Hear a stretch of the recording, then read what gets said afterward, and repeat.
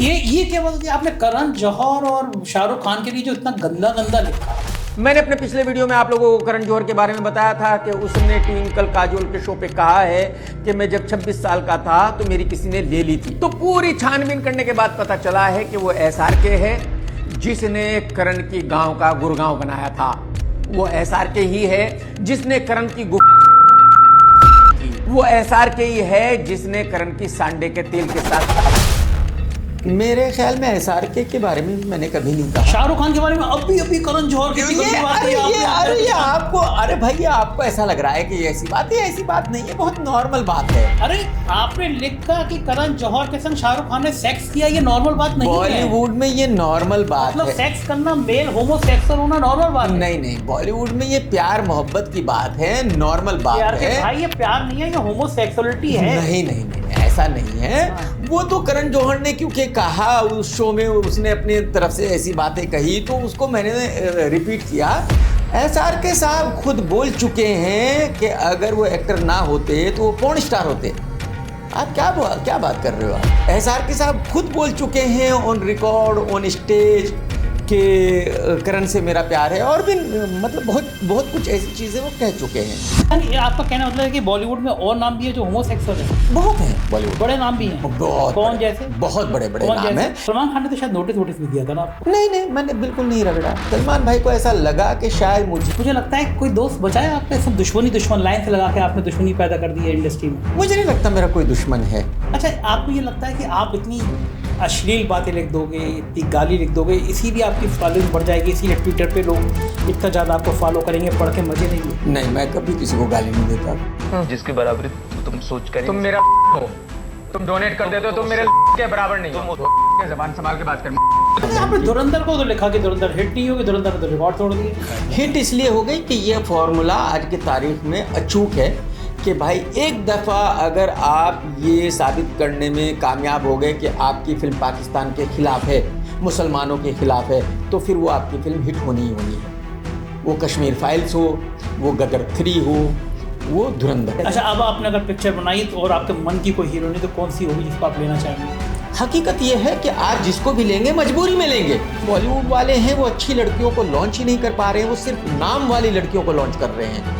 ये संजय कपूर की बेटी है, ये सैफ अली खान की बेटी है, ये चंकी पांडे की बेटी है। शायद इस चक्कर में जो है वो अच्छी लड़कियां लॉन्च नहीं हो पा रही।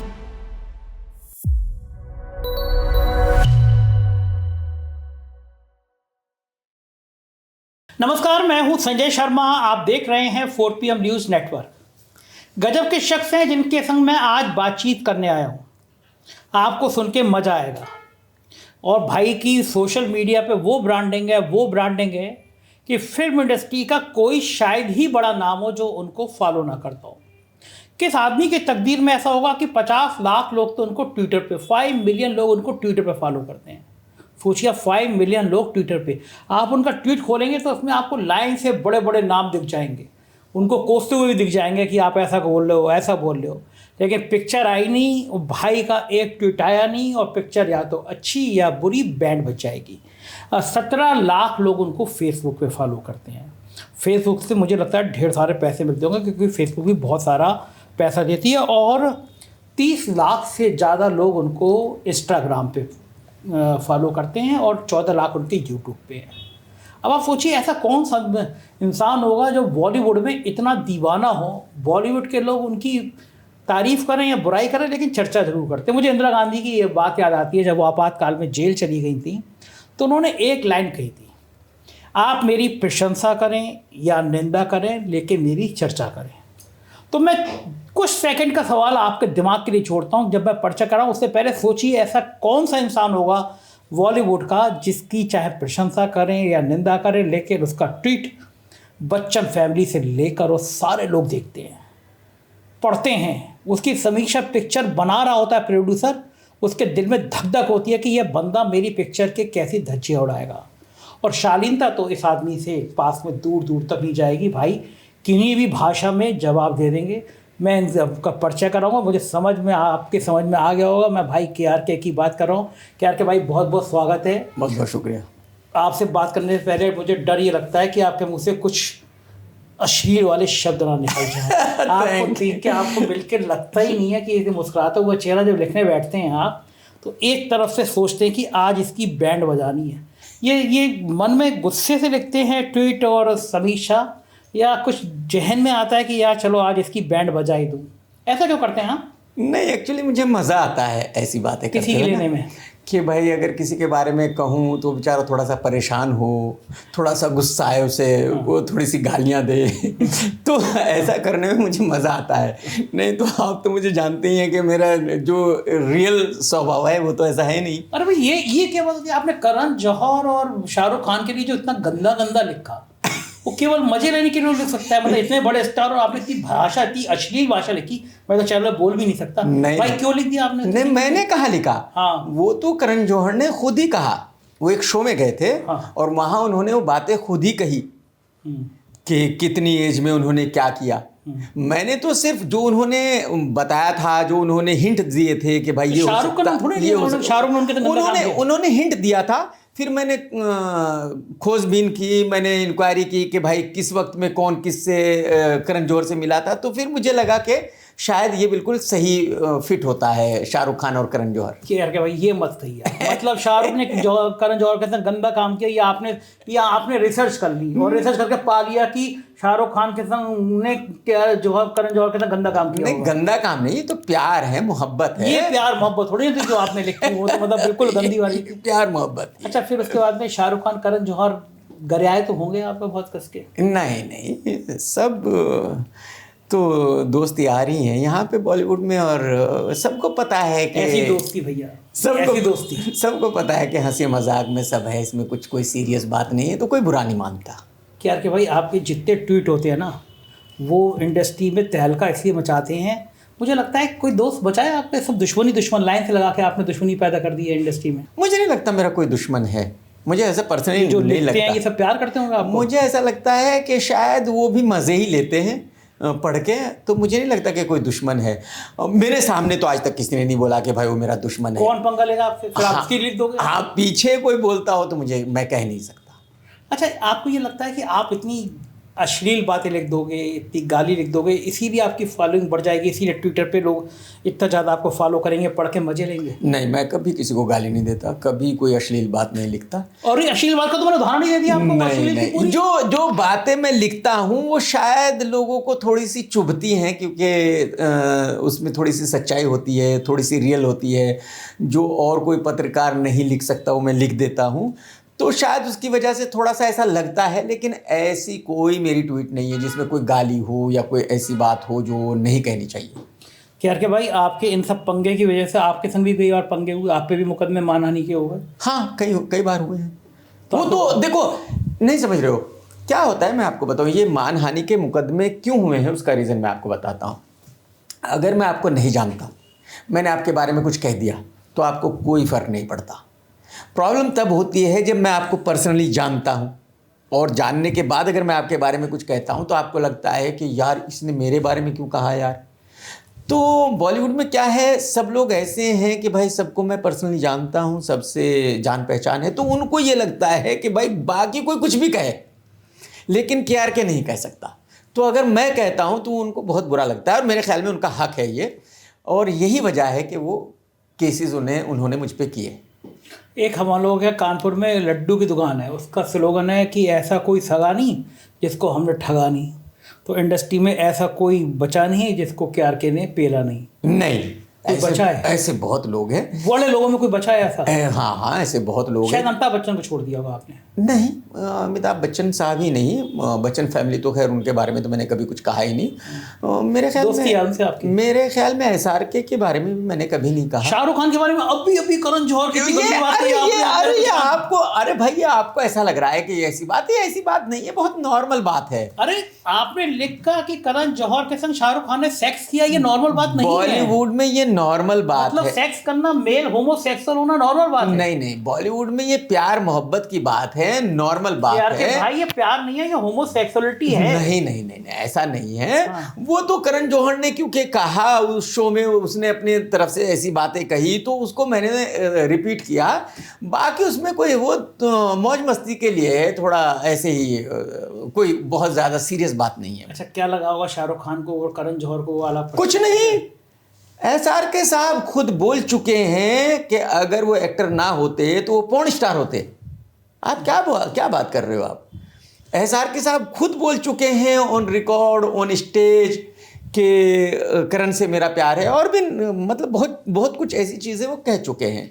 तो ये बॉलीवुड में बहुत ही नॉर्मल चीज़ है। कुछ तो शर्म कर लेते। वो आपके घर दुबई गए, आपसे उनके निजी, शाहरुख खान आपके दोस्त हैं, आपके घर भी गए थे ना शायद? मैंने फोटो कहीं, मेरे बच्चे उनसे मिलने गए थे उनके घर पे। वो जो फोटो है वो उस वक्त के हैं जब हम उनके घर पे गए थे। आप उनके, हाँ। तो बताइए, आप शाहरुख खान के घर पे गए, बच्चे फोटो खिंचा रहे हैं और आपने उनको पेल दिया? नहीं नहीं, लेकिन पिल्ला, ये तो आपको लग रहा है। ये तो बहुत बड़ा नहीं नहीं, ये आपको लग रहा है कि पेल दिया। अगर ऐसा होता, देखो अगर ऐसा होता तो करण जौहर अपने शो में खुद ही ये ना कहता कि मैंने इतने साल की एज पर वर्जिनिटी लॉस की थी। ये उन्होंने बात कही, इसका मतलब ये कुछ बुरा नहीं है, कुछ गलत नहीं है।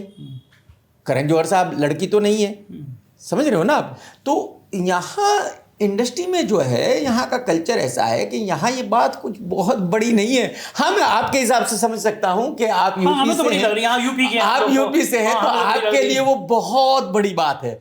लेकिन फिल्म बॉलीवुड के इंडस्ट्री लिए में। वो नहीं, बहुत बड़ी बात नहीं यानी है। ये आपका कहना मतलब है कि बॉलीवुड में और नाम भी है जो होमोसेक्सुअल है? बहुत हैं बॉलीवुड, बड़े नाम भी हैं? बहुत कौन बड़े, जैसे? बहुत बड़े बड़े कौन नाम जैसे? हैं। नहीं, मैं नाम नहीं लेना चाहूँगा, लेकिन वो लोग ट्वीट में आप लिख देते हैं और लाइव में आप नाम लेकिन लिख वो देते हैं। लोग जो हैं खुद ही ऑन कैमरा ये कह चुके हैं कि हाँ वो हैं। अब तो खैर सरकार ने भी इसको कानून हाँ, तो ये कोई बहुत बुरी बात नहीं है। ये बॉलीवुड में खासकर ये बहुत ही नॉर्मल है, बहुत ही नॉर्मल है। आप तो, अगर आपको याद हो, एक शो था, एक उन्होंने शो किया था जो बाद में वो शायद डिलीट कर दिया था वो वीडियोस। करण जौहर ने एक शो किया था जिसमें सब गए थे, कुछ रोस्ट कुछ ऐसा किया था, उसमें यही सारी बातें हुई थी। आज अगर वो वीडियो आप उठा के देखोगे तो जो बातें आप कर रहे हो, ये बातें ऑन कैमरा नॉर्मल, बॉलीवुड वाले वहाँ बैठे थे, उनके सामने ये बातें हुई थी। तो इससे आप अंदाज़ा लगा सकते हैं कि ये नॉर्मल बातें हैं। तो आपको, जब आप इतनी समलैंगिकता की तारीफ कर रहे हो, तो आपको भी किसी लड़के से प्यार हो गया था कभी? नहीं भाई, मैं तो स्ट्रेट हूँ, मुझे तो ऐसी नहीं, आपने इतनी नॉर्मल तारीफ सी करी, मुझे लगा कि आप भी नहीं, मैं ऐसी चीज़ों से बहुत दूर हूँ। तो लेकिन मैं बॉलीवुड में भी, मैंने बोला ना, बॉलीवुड में सब तरह के लोग हैं, लेकिन यहाँ इन चीज़ों को कुछ बहुत ही अजीब नहीं माना जाता। ओके। सलमान खान को आपने बहुत बुरी तरह से रगड़ा था। सलमान खान ने तो शायद नोटिस भी दिया था ना आपको? नहीं नहीं, मैंने बिल्कुल नहीं रगड़ा सलमान। जैसे मैंने अभी आपको बताया, सलमान भाई को ऐसा लगा कि शायद मुझे उनकी फिल्म का गलत रिव्यू नहीं देना चाहिए था। गलत रिव्यू मीन्स निगेटिव रिव्यू नहीं देना चाहिए था। कौन सी फिल्म थी वो? राधे। उनको लगा कि मुझे राधे को बहुत अच्छी फिल्म बताना चाहिए था, मास्टरपीस बताना चाहिए था। मैंने उनको नहीं बताया, और जब मैंने उनकी फ़िल्म के बारे में निगेटिव कहा तो शायद उनको वो ठीक नहीं लगा, अच्छा नहीं लगा। और यही वजह है कि शायद उस वक्त वो गुस्से में थे, उस वक्त वो अदालत चले गए। लेकिन ठीक है, शायद बाद में उन्होंने सोचा होगा कि भाई ऐसा कुछ, मैंने कुछ गलत तो कहा नहीं था। समीक्षा करते हैं, सभी क्रिटिक्स करते हैं, और हर क्रिटिक की अपनी मर्ज़ी है कि वो क्या कहना चाहता है। तो मुझे नहीं लगता कि किसी भी फिल्म मेकर को, किसी भी एक्टर को, किसी भी डायरेक्टर को, किसी भी प्रोड्यूसर को किसी के रिव्यू का बुरा मानना चाहिए, बुरा लगाना चाहिए। ऐसा कुछ है नहीं एक्चुअली। लोग और कोई फ़र्क, और मैं ये भी कह दूं, मैं ऑन रिकॉर्ड ये कह दूं कि कोई फ़र्क नहीं पड़ता। किसी के भी रिव्यू से शायद थोड़ा बहुत फ़र्क पड़ता होगा, लेकिन ऐसा नहीं कि कोई एक क्रिटिक जो है वो रिव्यू कर देगा और एक फिल्म फ्लॉप हो जाएगी। ये नहीं पॉसिबल है। सलमान खान से इस मुकदमेबाजी के बाद कोई मुलाकात हुई? नहीं, मेरी मुलाकात नहीं, कभी नहीं। वो मुकदमा वापस लेने वाली बात भी आपने कभी नहीं कही? नहीं, मैंने तो नहीं कहा, लेकिन शायद वो खुद ही ले लेंगे, क्योंकि उनको खुद ही पता है कि भाई मैंने कुछ गलत कहा नहीं था। कितने मानहानि के मुकदमे हुए आपके ऊपर? काफ़ी हैं। आपको डर नहीं लगता बार बार मुकदमे हो जाते हैं, नोटिस आ जाता होगा? नहीं, मुझे डर नहीं लगता। मानहानि के तो आपको पता है, सिविल केस है, तो उसमें मुझे डर तो क्या ही लगेगा सिविल केस में। और सिविल केस कोई इतनी बड़ी चीज़ है नहीं। और फिर ये कि वो सिविल केस जो मेरे ऊपर हैं वो ऐसे सिविल केस हैं जो होने ही नहीं चाहिए। भाई, अगर मैंने किसी फिल्म को ये कहा कि ये फ्लॉप है, तो उस पर केस तो होना ही नहीं चाहिए। तो मुझे पता है कि अदालत में क्या है उसका रिजल्ट निकलने वाला। मैंने तो किसी फिल्म को फ्लॉप ही कहा है ना, कुछ और तो नहीं कहा। तो मुझे नहीं लगता कि कोई बहुत बड़े मुकदमे हैं, लेकिन हाँ ठीक है, उन्होंने अपने सेटिस्फेक्शन के लिए किए, ठीक है। मुझे कोई मतलब ऐसा नहीं कि मैं कुछ गिला शिकवा है, उनकी मर्जी।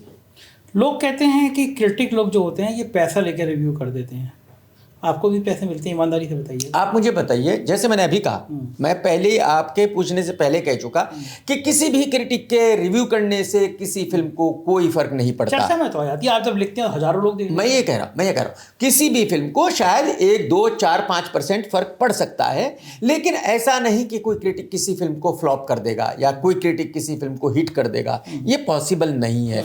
तो मेरी समझ में ये नहीं आता कि भाई कोई भी आदमी, कोई भी प्रोड्यूसर क्रिटिक्स को क्यों पैसे देगा, और आज कितने क्रिटिक्स को पैसे देगा। आज एक तो है नहीं, कोई दो तो है। एक ज़माना था मैं अकेला हुआ करता था। अच्छा, सबसे पहले आप ही अकेले? सबसे पहले मैंने शुरू किया था कौन से सन की बात है? 2013 में। तो ये बीमारी लगी कैसे आपको? नहीं, मेरा एक दोस्त था जो पिछले 3-4 साल से मेरे पीछे पड़ा हुआ था कि भाई कर लो। मैंने बोला मेरा रिव्यू तो कोई देखेगा नहीं। तो मैंने जब करण जौहर की फिल्म रिलीज हुई थी, ये जवानी है दीवानी, उसका फर्स्ट रिव्यू मैंने किया था। यानी वहाँ भी शुरुआत करण जौहर से ही हुई? करण जौहर से हुई थी। तो वो 1 लाख लोगों ने मेरा रिव्यू देखा, तो मुझे लगा हाँ वाकई ही देखेंगे लोग। तो मेरे ख्याल में काफ़ी सालों तक 2018 तक शायद 4-5 साल में अकेला ही था। अच्छा। हाँ, उसके बाद फिर और लोगों ने शुरू किया। आज तो कम से कम मेरे ख्याल में 200-300 क्रिटिक्स हैं, और ऐसा नहीं कि मुंबई में ही है भाई, दिल्ली में है, कलकत्ता में है, बिहार में है, राजस्थान में है, मतलब सब जगह है। तो एक लंदन, कनाडा, तो एक प्रोड्यूसर कहाँ कहाँ पैसे बांटने जाएगा। तो मुझे नहीं लगता कि पैसे बांटे जा सकते हैं। लेकिन हाँ, क्या होता है कि मुंबई में एक प्रेस शो होता है जिसमें सारी प्रेस को बुलाया जाता है, और सब जितने भी लोग वहाँ आते हैं, जाहिर सी बात है उनको खाना खिलाया जाता है, शराब पिलाई जाती है, फिल्म दिखाई जाती है, उनको बड़ा अच्छा ट्रीटमेंट दिया जाता है। फिर एक एक एनवलॉप सबको दिया जाता है, उसमें हर किसी की हैसियत के हिसाब से कुछ पैसे होते हैं। तो मेरे ख्याल में, लेकिन वो इतने नहीं होते होंगे कि भाई कुछ बहुत बड़ी अमाउंट होती होगी, मुझे ऐसा लगता है। और क्योंकि वो सब पत्रकार बेचारे ऐसे हैं कि कहीं ना कहीं जॉब करते हैं, किसी ना किसी मीडिया हाउस में काम करते हैं, तो उनको जितना मिल गया उतने भी उनके लिए बहुत हैं घर चलाने के लिए। तो मेरे ख्याल में ये होता है बस। पिक्चर तो आपने बनाई, आपने भी बांटे थे पैसे? बिल्कुल नहीं, सवाल ही पैदा नहीं होता। क्यों? मुझे तो मेरे तो बांटने का सवाल ही पैदा नहीं होता, क्योंकि मेरा तो जब मैंने फिल्म बनाई तो मुझे ऐसा लग रहा था कि मैंने शोले से बड़ी फिल्म बना दी। आइडिया आया कैसे? अचानक क्रिटिक करते करते पिक्चर बनानी है? नहीं, क्रिटिक बाद में बनाऊं मैं। अच्छा, पहले पिक्चर फिल्म मैंने बहुत पहले बनाई थी। उसका कैसे आइडिया आया? मैंने 2005 में पहली फिल्म बनाई थी। मुझे पहले से बचपन से शौक था कि भाई मुझे फिल्म बनानी है। राइटिंग का मुझे शौक था एक्चुअली। तो उस फिल्म की कहानी, डायलॉग्स, लिरिक्स सब कुछ मैंने लिखे थे। अच्छा, सितम का। हाँ। अच्छा, आप लेखक भी हैं? हाँ, मैं लेखक ही हूँ एक्चुअली। कभी भी हैं? मैं लेखक ही हूँ। मतलब लेखक आप हैं, कवि आप हैं, एक्टिंग भी करते हैं आप, सब गाली भी आप दे लेते हैं, किसी की ऐसी तैसी भी आप कर लेते हैं। कितना रूप है क्या के? मैं सब कुछ हूँ एक्चुअली। तो मैंने वो एक्चुअली स्क्रिप्ट वगैरह सब लिखी, तो वो फिल्म मैंने बनाई थी 2005 में। और मुझे ऐसा लग रहा था कि मैंने वो शोले बना दी। इससे बड़ी फिल्म हिंदुस्तान में पहले कभी बनी नहीं है और ना ही आगे बनेगी। क्या नाम था? सितम। अच्छा। और जिन लोगों को मैं थोड़े बहुत लोगों को जानने लगा था, सावन कुमार जी बेचारे इस दुनिया में नहीं रहे, चले गए। शायद वो पहले आदमी थे जिनको मैं जानने लगा था। तो जो भी ऐसे मेरे जानने वाले थे, उन्होंने कहा था कि भाई इस पे ज़्यादा पैसे खर्चा मत करो, पब्लिसिटी वगैरह पे, इसका कुछ नहीं होने वाला। तो मैंने कहा कि इनको पता ही नहीं मैंने क्या बनाया। तो फिल्म 12 बजे लगी, 3 बजे उतर गई। पहली पिक्चर थी, पहली फिल्म। तो मुझे तब समझ में आया कि इनको पता है, मुझे नहीं पता। एक्चुअली हकीकत ये है। तो वो मेरी पहली फिल्म थी। और वहाँ से कितना नुकसान हुआ? नहीं, बहुत सस्ती सी फिल्म थी। जैसे मैंने बोला, सब कुछ तो मैंने ही किया था। तो मेरे ख्याल में 75 लाख में वो मैंने फिल्म बनाई थी। हीरो कौन था? हीरो एक नया लड़का था, किरण, उस टाइम का अच्छा मॉडल। कौन सन की बात है ये? 2005 की। यानी 2005 में भी आप 75 लाख रुपए फूंक सकते हैं, बहुत पैसा है आप पे लोग। हाँ हाँ बिल्कुल, ऊपर वाले की दुआ है, पैसे तो हैं इसमें तो। वो सुनते हैं लोग कि लंदन के स्विस बैंक में है, दुबई में भी बहुत सारा पैसा। ऐसे लोग कहते हैं कि यार के भाई का बड़ा माल है। ऊपर वाले की दुआ है, पैसे हैं, पैसों से मैं मना नहीं कर रहा हूँ, बिल्कुल हकीकत है। मेरे बच्चे, मेरी फैमिली लंदन में रहते हैं, जाहिर सी बात है, तो पैसे तो हमारे पास हैं, अगर पैसे ना होते तो कैसे रहते, ये तो बिल्कुल सही बात है। दुबई में घर है, लंदन में घर है, सब जगह घर है, तो ऊपर वाले की दुआ है, पैसे हैं। तो 2005 में वो मैंने पहली फिल्म बनाई थी और क्रिटिक में बना 2013 में। 2005 में वो बनाई, फिर 2-3 छोटी फिल्में और बनाई। कौन छोटी छोटी कौन सी थी? एक थी मुन्ना पांडे बेरोजगार, एक 2-3 और थी। ये सब छोटे बजट की पिक्चर, छोटी फिल्में थी। और फिर मैंने, इनके भविष्य कैसा रहा छोटी वाले फिल्म? इनमें मतलब किसी में 5 लाख मुझे घट गए, किसी में 5 लाख मैंने कमा लिए, ऐसे थे। वो सीखने के लिए मैंने बनाई थी। और 2008 में मैंने फिर देशद्रोही बनाई, जिसमें बहुत चर्चा में आई, जिसमें मैं खुद हीरो था। उसका भी सब कुछ लिखा था, डायरेक्शन, ये वो सब कुछ मैंने किया था, और हीरो भी मैं ही था। अच्छा। तो उसमें मेरे साथ हीरोइन थी लगान की ग्रेसी सिंह, किम शर्मा, 3-4 हीरोइन थी। उसमें बड़ी चर्चित थी किम शर्मा। हाँ, तो 2008 में वो फिल्म रिलीज हुई थी। मुंबई में, महाराष्ट्र में बैंड हो गई थी। क्यों? क्योंकि वो उसी टॉपिक पे थी जो आजकल चलता है कि भाई यूपी से यहाँ लोग क्यों आते हैं काम करने। हाँ, मराठी बोली जानी चाहिए, अगर यहाँ रहना है तो मराठी बोलो, वो उसी मुद्दे पे थी। अच्छा।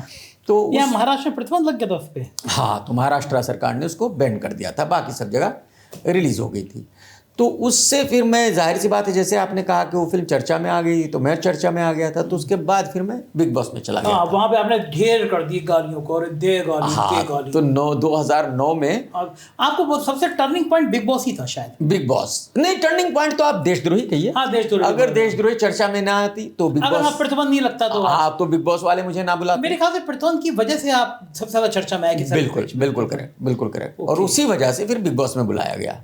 और बिग बॉस में मुझसे पहले ऐसा सब कुछ हुआ नहीं था, जैसे आप कह रहे हो। उस टाइम जो है टीवी पे अलग तरह से चला करता था। जब मैंने पानी की बोतल फेंकी तो वो एक टीवी चैनल जो है, एक टीवी चैनल कम से कम दिन में 100 बार दिखाता था, धड़म धड़म धड़म दे के पानी की बोतल मारी है। तो वो उस तरह से मारी क्यों थी पानी की बोतल? नहीं, मुझे निकलना था उस दिन, मुझे तो निकलना था। तो क्या सोच रहा था, क्या करूं, कैसे निकलूं। जब मैं गया था तो बोल के गया था कि मैं 20-21 दिन ही रहूँगा, मेरा बिजनेस वगैरह है, मैं ज़्यादा दिन नहीं रह सकता। तो उस दिन तकरीबन मेरे ख्याल में 20 दिन हो गए थे। मैंने सोचा यार निकलूँ, कैसे निकलूँ, क्या करूँ। तो कुछ बात चल रही थी, तो मैंने पानी की बोतल फेंक के मार दी। तो वो लगी किसी को नहीं, लेकिन वो उतने पे ही मुझे बिग बॉस ने निकाल दिया। तो मैंने बोला भाई शुक्रिया, बहुत पैसे मिले थे ना आपको बिग बॉस से? हाँ, पैसे अच्छे मिले। कितने मिले थे उस वक्त में? मुझे 2 लाख रुपए पर डे मिले थे। 2 लाख रुपए पर डे? 40 लाख रुपए? तो मैं नहीं, मैं रहा था 42 डेज। अरे 80 लाख रुपए? हाँ, कोई और तो नहीं रहता क्या फर्क पड़ता है ना? बिल्कुल। बिग बॉस का अनुभव ने आपको क्या क्या सिखाया? कुछ नहीं सिखाया मुझे। सिखाया कि गाली देने नहीं चर्चा में आते हैं? मुझे कुछ नहीं सिखाया। ये तो सिखाया होगा कि आपकी खुराफात ही आपकी चर्चा में आता है। नहीं, बल्कि वो भी मैं कहता हूँ, मैं एक्चुअली पहले 20 दिन रहा और फिर दोबारा गया, फिर 20-21 दिन रहा। अच्छा, दोबारा भी गया? दोबारा गया, लेकिन दोबारा का किसी को याद नहीं है। अच्छा। क्योंकि मैं पहले दफा में जब बाहर आया तो मैं इतना डर गया कि शायद मैंने बहुत कुछ गलत कर दिया, बहुत ज्यादा निगेटिव कर दिया मैंने। तो जब मैं दूसरी दफा गया तो मैंने कुछ भी नहीं किया। तो और अब मुझे रिग्रेट होता है। जितने लोग भी आज तक मुझे जानते हैं उनको पहली ही दफा का याद है, सेकंड दफा का किसी को याद नहीं है। वो बोलते अच्छा दोबारा भी आप गए थे? हाँ, मैंने ऐसे पूछा। हाँ, मैंने कहा हाँ मैं गया था सर, दोबारा तो ज्यादा दिन रहा था। बोला नहीं, वो हमें याद नहीं है, तो हमें तो पहले ही दफा गया। तब से KRK ने जिंदगी का सार सीखा कि जब उंगली करोगे, डंडा करोगे, न्यूसेंस करोगे, तभी चर्चा में रहोगे। बिल्कुल, है ना? और वो दिन है कि आज का फार्मूला है कि करण जौहर और शाहरुख खान की प्रेम कहानी लिखोगे तभी चर्चा में रहोगे। देखो, पब्लिसिटी इज पब्लिसिटी, बैड हो, नेगेटिव हो या पॉजिटिव हो। आपका ट्विटर पे मैं लाइन से लगा के देखता हूँ, मुझे गुड तो कुछ दिखती नहीं है, बैड ही बैड दिखती है, खुराफाती नहीं, ऐसा नहीं है? बिल्कुल नहीं। क्या भाई, आपके बच्चे बड़े हैं, पढ़ते होंगे कि मेरे पापा इतने गाली गलौज वाले हैं? नहीं, जैसे मैंने कहा, वो शायद आपको ऐसा लग रहा है, मैं गाली कभी नहीं देता। मेरे किसी ट्वीट में आपको गाली नजर नहीं आएगी, मैं गाली कभी नहीं देता। मैं जो कहता हूँ, शायद मैंने बोला ना कि थोड़ा सा वो तल्ख होता है, थोड़ी सी उसमें रियलिटी होती है, शायद ऐसे लगता है। अच्छा, ऐसा कभी कोई ऐसा ट्वीट या कोई ऐसी फेसबुक की बात या इंस्टाग्राम पे ऐसी हुई जिसके लिए आपको बाद में बुरा लगा हो कि यार ये नहीं कहना चाहिए था मुझे, कोई ऐसी घटना? ऐसी बहुत बार हुई, एक बार नहीं बहुत बार हुई। हालांकि कोई ऐसी बात नहीं थी कि मैंने किसी की माँ बहन कर दी थी और वो मुझे बुरा लगा, नहीं।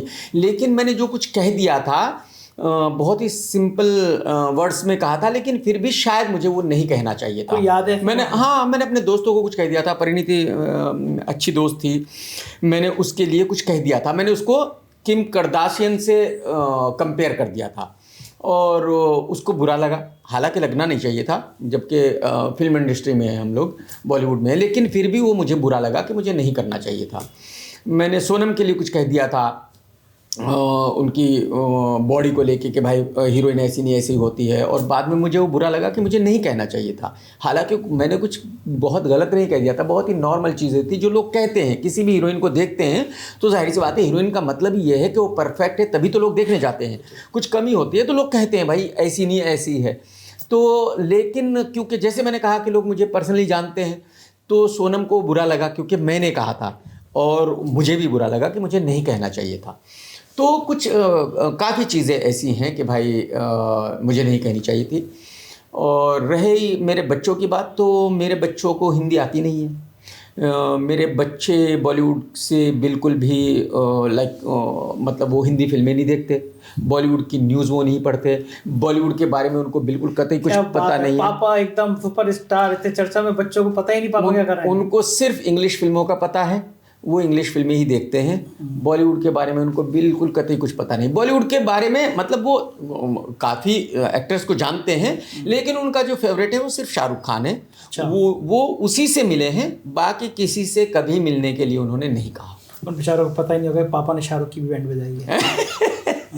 कभी शाहरुख से अब इधर पिछले कुछ सालों में बात हुई? नहीं, शाहरुख खान से बात तो नहीं हुई, लेकिन ये तो अच्छा, आप जब ट्वीट करते हैं आपको फॉलो कौन कौन करता है बड़े लोगों में ट्विटर पे? तकरीबन बॉलीवुड के सभी करते हैं। कुछ लोग ऐसे हैं जो चुपचाप पढ़ते हैं, जो रियल में फॉलो नहीं कर रहे हैं, लेकिन पढ़ वो भी रहे हैं। अच्छा, चुपचाप पढ़ते हैं, लेकिन पढ़ते सब। इंडस्ट्री के जितने बड़े नाम है सब क्या का ट्वीट पढ़ेंगे, सब पढ़ते हैं। बच्चन साहब तो शायद फॉलो भी करते हैं आप? बिल्कुल बिल्कुल, है ना, तो आपके अच्छे संबंध है बच्चन साहब? बिल्कुल बिल्कुल। देशद्रोही के बाद में जो आपने छोटी पिक्चर बनाई, फिर आपका पिक्चरों से भूत खत्म हो गया कि पिक्चर नहीं बनानी है? नहीं, मैंने देशद्रोही बनाई, मैंने बोला नहीं। उसके बाद फिर देशद्रोही के बाद मैं बिग बॉस में चला गया, और जो मुझे चाहिए था वो मिल गया। मुझे तो फेमस ही होना था, कोई मुझे एक्टर तो बनना नहीं था, तो मैं फेमस हो गया था, ख़त्म। तो उसके बाद फिर मैंने 2014 में एक और फिल्म की, एक विलन, जिसमें श्रद्धा थी और रितेश था, सिद्धार्थ मल्होत्रा था। फिर मैंने वो की, उसके बाद मैंने कुछ नहीं किया। अब क्या प्लान है? अभी कुछ प्लान है, कुछ करेंगे इंशाल्लाह, क्योंकि अब जो है मुझे लगता है कि अब कुछ करना चाहिए, वक्त आ गया है कि कुछ करना चाहिए। मतलब इसी तरह का कुछ और गालियों को आगे बढ़ाना चाहिए या पिक्चर बनानी चाहिए? नहीं, गालियों से तो कुछ होने वाला नहीं ना। गालियाँ तो आजकल हर वेब सीरीज़ में इतनी गालियाँ हैं, हर फिल्म में इतनी गालियाँ हैं। आप अभी जो पिछले फ्राइडे को फिल्म रिलीज हुई है उसको देख के आए हैं, कितनी गालियाँ हैं। अच्छा, आपने धुरंधर को तो लिखा कि धुरंधर हिट नहीं होगी, धुरंधर ने तो रिकॉर्ड तोड़ दिए। धुरंधर ने रिकॉर्ड तोड़ दिए, लेकिन धुरंधर आपने भी देखी, कितनी गालियाँ हैं। गाली के में सिर दर्द हो गया, ईमानदारी बात है। मैंने आपका रिव्यू पढ़ा, आपने कब फ्लॉप फिल्म है, लेकिन लोग चर्चा चले तो कभी भी वाकई में सोशल मीडिया मैं भी देखने गया, मैं और मेरे दोस्त ही, वो तो सो गए, और मुझे लगा कि सिर दर्द की गोली खानी पड़ेगी। मेरे को समझ में नहीं आया कि इतने हाउसफुल चल रहे हैं, शो चल रहे हैं, मुझे बकवास से भी बकवास लगी मूवी। करेक्ट। उधर लेकिन मैं ये समझना चाहता हूँ, चूँकि आप इंडस्ट्री में बहुत ज़्यादा हैं, मैं भी इस इंडस्ट्री में आने की कोशिश में हूँ, मैं भी कुछ ना कुछ काम करूँगा इसमें। पिक्चर हिट कैसे हो गई? हिट इसलिए हो गई कि ये फॉर्मूला आज की तारीख में अचूक है कि भाई एक दफ़ा अगर आप ये साबित करने में कामयाब हो गए कि आपकी फ़िल्म पाकिस्तान के ख़िलाफ़ है, मुसलमानों के ख़िलाफ़ है, तो फिर वो आपकी फ़िल्म हिट होनी ही होनी है। वो कश्मीर फाइल्स हो, वो गदर 3 हो, वो धुरंधर हो। बंगाल फाइल्स तो नहीं चली? वो उरी हो। बंगाल फाइल्स, आप ये कहिए कि बंगाल फाइल्स जो है उससे पहले विवेक की कश्मीर फाइल्स चल चुकी थी। एक आदमी की बार बार लॉटरी नहीं लग सकती, वो एक दफ़ा लगती है, वो लग चुकी थी, उनकी बात ख़त्म हो गई। तो अब जो है नहीं, जैसे वो कन्हैया दर्जे के ऊपर वो बनाई एक, कोई नहीं देखने हमें जाने, और वो खुद रो रहा था, हिंदू डूब मरो जाके, और कोई नहीं फ्लॉप देखने हो गया, कोई नहीं देखने तो गया। फिर मुसलमानों के एंगल पे तो ऐसा भी नहीं कि हर नहीं पिक्चर मैं ये कह रहा हूँ हर फिल्म नहीं चलती भाई। मोदी जी की बायोग्राफी नहीं चली, हाँ, और क्या, तो अटल जी की नहीं चली, बिल्कुल इतनी अच्छी थी। तो ऐसा नहीं है, लेकिन कभी कभी पब्लिक की समझ में आ जाता है। देखो पब्लिक एक एक आदमी को आप समझाने नहीं जा सकते। पब्लिक एक दफा जिस तरफ चल पड़ी। तो धुरंधर वालों ने सबसे, धुरंधर जिन्होंने बनाई थी उनकी क्या उम्मीद थी कि पहले दिन ये फिल्म बिजनेस करेगी 50 CR का, बिजनेस किया 17 CR का। आप सोचिए 50 से 17, हालांकि सेकंड संडे को 55 CR का बिजनेस किया। तो इतनी कम ओपनिंग इसलिए लगी कि बिल्कुल गर्मी नहीं थी पब्लिक में।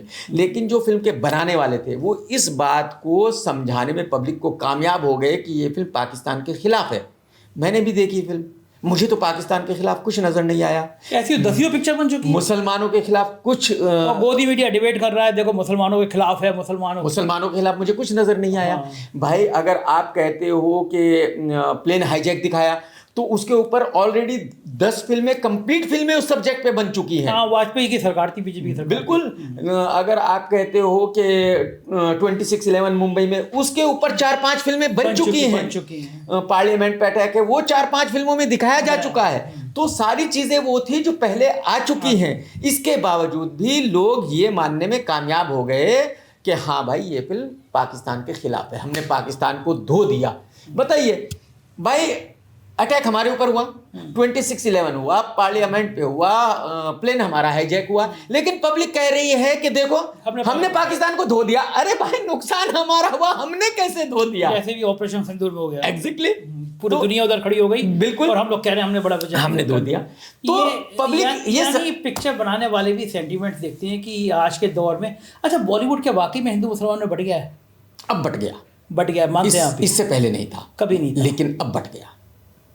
एक वक्त ऐसा था, एक वक्त क्या, कभी भी नहीं था ऐसा एक्चुअली, लेकिन अब बढ़ गया। अब जो मैं आपको बताऊं, जो मेरे बेस्ट फ्रेंड्स हैं वो सब हिंदू हैं, कोई मुसलमान नहीं है। और वो जब हम बैठते हैं तो जाहिर सी बात है डिस्कशन करते हैं, तो वो ये कहते हैं कमाल भाई अब तो इतने बढ़ चुके हैं कि अब एक होना बहुत मुश्किल है। अब शायद ये एकता वाली बात कभी होगी नहीं। क्यों हो गया इतना खराब माहौल? क्योंकि बॉलीवुड कभी किसी जमाने में समाज का आईना होता था। लोग पिक्चर देख के, लीडर देखिए, ऐसी ऐसी पिक्चरें आई थी जो समाज को एक नया संदेश देती। बिल्कुल। तो ऐसा क्यों, इतनी नफरत क्यों आ गई यहाँ? आ गई भाई, जो राजनेता हैं उनका इसमें फ़ायदा है, उनको इलेक्शन जीतने, देखो उनका भी वो बिजनेस है भाई। जैसे आपका पत्रकारिता बिजनेस है, उनका वो बिजनेस है, तो वो अपने बिजनेस को चलाएंगे तो ज़रूर, वो घर तो नहीं बैठेंगे फ्लॉप होकर। अच्छा तो लगता है। आपने मेरा अखबार ट्वीट किया, उस दिन मैं बड़ा खुश हो गया। मैंने कहा कि यार के भाई ने मेरा अखबार ट्वीट किया। बल्कि आपने लाइन लिखी थी, ऐसा कौन बहादुर है इसको डर नहीं लगता। हाँ, मुझे लगा भाई आज के वक्त में ऐसा कौन है जिसको डर ही नहीं लग रहा, ना ईडी का ना CBI का। तो आप बता रहे थे, आप पहली बार शायद आप लंदन में थे ना, जब पहलगांव के बाद हमारा चैनल बंद किया गया था। मैं लंदन में था उस वक्त। तब आप तो पहली दफा मुझे जब आप सुप्रीम कोर्ट वगैरह गए तब मुझे पता चला कि ये भी कोई चैनल है। उससे पहले मुझे नहीं पता था, और तब मुझे पता चला कि भाई आप बड़ी ही निडरता के साथ चला रहे हैं चैनल को और अखबार को, तो अच्छा लगा। हाँ, मैं भी कह रहा भाई इसी बात फैन था कि आप भी परवाह नहीं करते किसी से पंगा किससे करना है, क्या करना है, आप भी भिड़े रहते हैं। मैं ये जानना चाहता हूँ कि बॉलीवुड में जो इस समय, अगर मैं तुलना करूं तो नफ़रत ज़्यादा है या प्यार ज़्यादा है? मतलब जो लोग नफ़रत की दीवार बोते हैं, जो कश्मीर फाइल्स, बंगाल फाइल्स, इस तरह की समाज में दूरी बनाने की बात करते हैं, वो लोग ज़्यादा हैं, या जो अभी भी प्यार मोहब्बत की बात करते हैं? अब जो है मेरे ख्याल में 50-50 हो गया है, आधे इधर आधे इधर। जो लोग उदारवादी हैं वो भी खामोश है, डरे हुए हैं, क्योंकि डर है ना। आज की तारीख में क्या है, डर है। आप अगर आज जैसे आमिर खान ने एक दफ़ा बोला था तो उनको कई सालों तक ट्रोल किया गया। तो क्या है, आज अगर कोई कुछ बोलेगा तो फिर उसको छोड़ा नहीं जाएगा, तो इसलिए सब डर गए। जो बोलना चाहते थे वो भी आज बोल नहीं पा रहे हैं, वो भी चुप हो गए। उनको पता है कि भाई अगर बोलेंगे तो नुकसान होगा, फ़ायदा अब नहीं होगा, अब वो पोजीशन रही नहीं। तो आज की तारीख में सब खामोश है। क्या कि भाई बहुत सारे लोग भारत छोड़ रहे हैं, और छोड़ने वालों में अरबपति ज़्यादा है। बिल्कुल। आपको भी सब कुछ मुंबई नहीं दिया और आप भी चले गए छोड़ के दुबई, लंदन ज़्यादा रहते हैं, हिंदुस्तान में कम रहते हैं। इसके पीछे कारण क्या है? देखिए, जिसके पास भी पैसे हैं, जो अमीर आदमी है, उसको क्या चाहिए उसको अपनी फैमिली की सिक्योरिटी और पीस चाहिए। उसका लड़ाई झगड़े से कोई लेना देना नहीं है। ठीक बात। वो अपनी फैमिली को ऐसे माहौल में नहीं रखेगा जहां 1% भी खतरा हो। तो जिनके पास पैसे हैं, और जाहिर सी बात है इस देश में ज़्यादा तो हिंदू ही हैं, ज़्यादा पैसे तो उन्हीं के पास है, तो जिनके पास भी पैसे हैं वो लोग छोड़ करके जा रहे हैं, क्योंकि उनको अपने बच्चों को यहाँ नहीं रखना है। आप यकीन कीजिए, मेरे कई दोस्त हैं बॉम्बे से जो छोड़ के कनाडा चले गए फैमिली को लेके। दुबई में हर साल गुजरात से कम मिनिमम कुछ नहीं मुझे लगता है 10-20 हज़ार लोग शिफ्ट होते हैं हर साल गुजरात से जितने भी रिच लोग हैं सबकी फैमिली वहाँ रहती है, वो यहाँ बिजनेस करते हैं। कम्युनिटी हिंदू।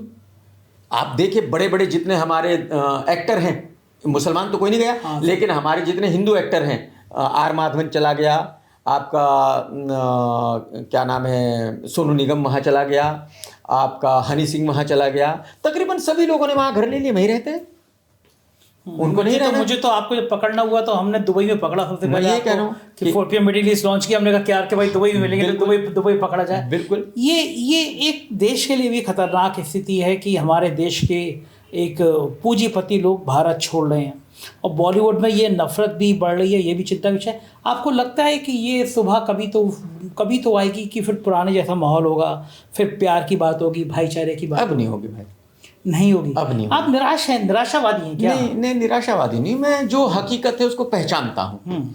देखिए मैं आपको बताऊँ, रशिया में भी इलेक्शन होते हैं, लेकिन जीतते तो पुतिन ही है।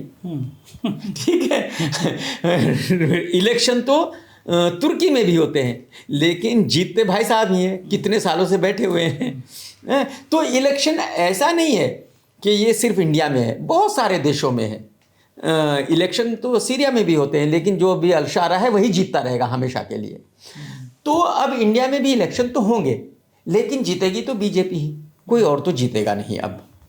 तो अब जो है जाहिर सी बात है कितने सालों तक ये चलेगा, 10 साल, 20 साल, 30 साल, 40 साल, कभी तो इसका एंड होगा। जाहिर सी बात है कभी तो जनता में इतना रोष होगा कि कुछ अलग होगा। तो अब मुझे ऐसा लगता है कि अब हमें उस वक्त का इंतज़ार करना होगा, उससे पहले कुछ नहीं होगा। बिल्कुल ठीक बात है कि एक कोई लॉ जलेगी या कोई एक बड़ा आंदोलन होगा। Exactly. जेपी का अन्ना की तरह, तो शायद देश की फिजा। बिल्कुल। क्योंकि समाज मुझे लगता है कि भाई सबसे ज़्यादा जो खराब चीज़ है वो भ्रष्टाचार से कहीं ज़्यादा सांप्रदायिकता खराब। बिल्कुल। ये भाई में बंटवारा करा कि क्या दौर था। मैं तो बदायूं को रहने वाला हूँ, शकील बदायूनी के गीत देखिए आप, मंत्रपद हरिदर्शन को आज 5 वक्त के मोहम्मद रफ़ी के गाने सुनिए आप। हर समय नमाज पढ़ते थे, लेकिन गाने क्या लिखते थे, मधुबन में राधिका नाचे। लेकिन ये जो फिल्म प्रोड्यूसर हैं जिनकी जिम्मेदारी है बनाने की, जो अभिनेता हैं, इनको नैतिकता का बोध नहीं होता कि कभी हम नैतिक बने, समाज को एक अच्छा संदेश दें। बॉलीवुड में जितने लोग हैं उनको समाज से कोई लेना देना नहीं है, पैसा मतलब उनका कोई वास्ता मतलब नहीं है। वो लोग सब बिजनेसमैन हैं, वो लोग बिजनेस कर रहे हैं, उनको अपने पैसों से लेना देना है। उस फिल्म के बनने से किसको क्या फ़र्क पड़ेगा, इससे उनको कोई लेना देना नहीं। उनकी समझ में आ गया आज सरकार के खिलाफ बोलना ठीक नहीं है, सरकार के खिलाफ बोल के नुकसान करना है, तो वो अब नहीं बोलेंगे। तो यहाँ सब लोग पैसे बनाने के लिए हैं, यहाँ समाज को सुधारने के लिए कोई नहीं है। अच्छा, अगर मैं आपसे ये पूछूं फिल्म इंडस्ट्री का सबसे अच्छा इंसान कौन है बच्चन साहब को छोड़ के, क्योंकि मुझे पता है बच्चन साहब आपके प्रिय, आप बच्चन साहब का नाम ले दोगे, तो बच्चन साहब तो आपके प्रिय मैंने मान लिया। इसके अलावा फिल्म इंडस्ट्री का ऐसा कौन सा इंसान है जो आपको सबसे अच्छा लगता है? देखिए ईमानदारी से बताइएगा। मैं ईमानदारी से बता रहा हूँ, सब अच्छे। मेरा ऐसा मानना है कि दुनिया में कोई भी आदमी सबके साथ अच्छा नहीं हो सकता, सबके साथ बुरा नहीं हो सकता। तो मेरा किससे क्या रिलेशन है, मैं उस हिसाब से उस आदमी को तोलता हूँ कि ये अच्छा है या बुरा है। लेकिन दूसरे से, किसी और से उसका क्या रिलेशन है वो मुझे नहीं पता है। तो ये कहना बिल्कुल ही गलत होगा कि वो अच्छा नहीं है और वो अच्छा है। लेकिन हाँ, कुछ लोग ऐसे हैं कि मतलब उनको आप किसी से कंपेयर नहीं कर सकते, जैसे कि शाहरुख खान है। शाहरुख खान साहब कैसे हैं, और इसीलिए आप देखेंगे कि बॉलीवुड में कोई हिंदू हो, मुस्लिम हो, कोई भी हो, कोई भी उनके खिलाफ कुछ नहीं बोलता, उनके बारे में बुरा नहीं कहता।